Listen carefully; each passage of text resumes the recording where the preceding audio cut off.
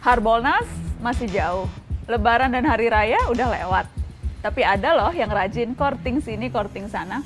Bukan di mall atau marketplace. Obral courting ini sedang terjadi di pengadilan kita.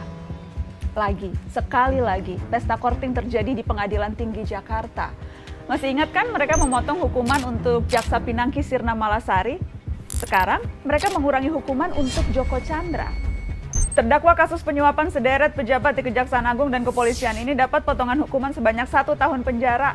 Awalnya dihukum 4 tahun 6 bulan, sekarang jadi 3 tahun 6 bulan. Ya lumayan lah, 30% lebih diskonnya.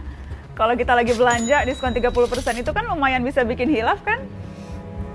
Courtingan hukuman untuk Joko Chandra kali ini dengan alasan karena Joko sudah menjalani pidana penjara terkait kasus sebelumnya, pengalihan utang atau sesi Bank Bali di tahun 2009. Alasan lain, Joko juga sudah menyerahkan dana yang ada dalam escrow account Bank Bali sebesar 546 miliar rupiah. Duh, gimana sih? Fakta bahwa yang bersangkutan pernah terbukti bersalah melanggar hukum, kok jadi alasan hukuman berikutnya jadi lebih ringan? Orang yang pernah melanggar hukum ketika mengulangi lagi perbuatannya, mestinya dihukum lebih keras lagi dong. Apalagi kejahatan yang kedua ini untuk kabur dari hukuman kejahatan pertama. Jelas-jelas kejahatan kedua dilakukan untuk melecehkan hukum dan pengadilan. Kok malah jadi alasan untuk diberi keringanan? 4 dari 5 hakim yang mengkorting hukuman Joko Chandra ini juga hakim yang memotong hukuman Jaksa Pinangki. Ladies and gentlemen, please welcome Muhammad Yusuf sebagai Hakim Ketua, Haryono, Singgih Budi Prakoso, dan Reni Halid sebagai Hakim Anggota. Keempatnya sama-sama mengkorting hukuman Pinangki dan Joko Chandra. Nah, kalau Joko Chandra dikorting 30%, Pinangki ini kortingannya malah 60%. Dari 10 tahun menjadi 4 tahun. 60% dong. Kurang hilaf apa lagi coba kalau kita belanja diskonnya segitu. Satu hal lagi juga terungkap. Pinangki hingga akhir Juli ternyata belum juga dipindah ke lapas, tapi masih ditahan di rutan Kejaksaan Agung. Alasannya, hanya soal administrasi dan kejaksaan sedang banyak pekerjaan. Tenaga harus dijaga karena masih pandemi. Jangan lupa, ada lagi yang barusan terima kemurahan hati juga.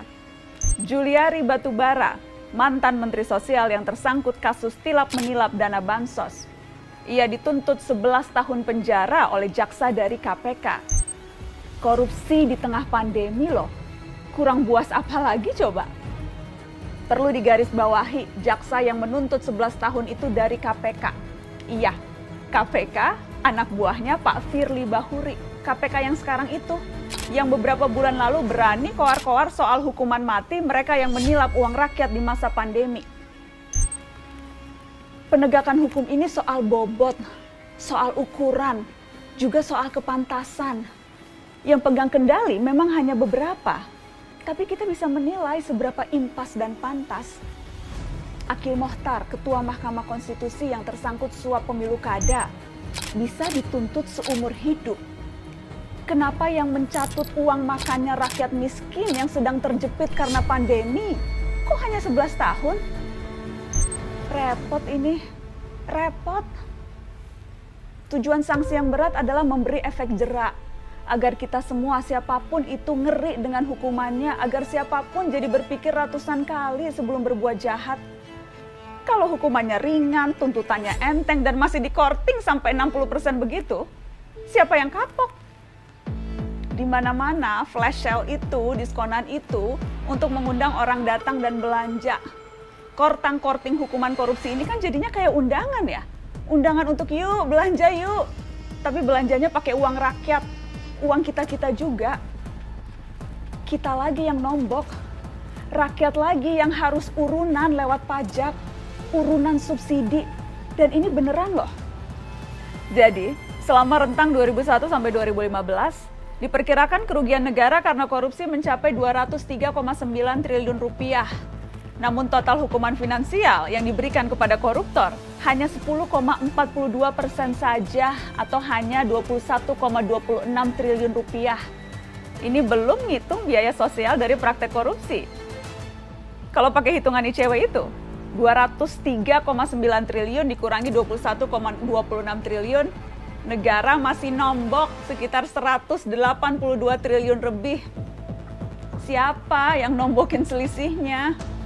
Ya siapa lagi selain kamu, saya, kita semua para pembayar pajak. Yang harus kapok kan para koruptor ya.